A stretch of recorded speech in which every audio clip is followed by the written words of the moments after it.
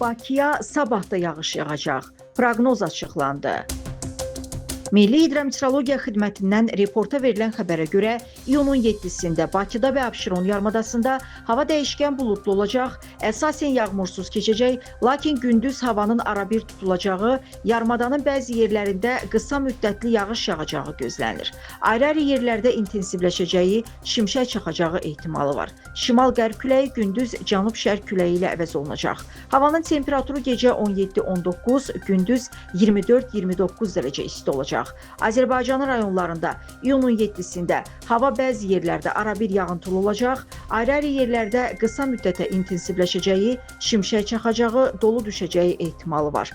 Gecə və səhər bəzi yerlərdə duman olacaq, şərq küləyi əsəcək. Havanın temperaturu gecə 16-19, gündüz 26-31, dağlarda gecə 7-12, gündüz 14-19, bəzi yerlərdə 21-26 dərəcə isti olacaq.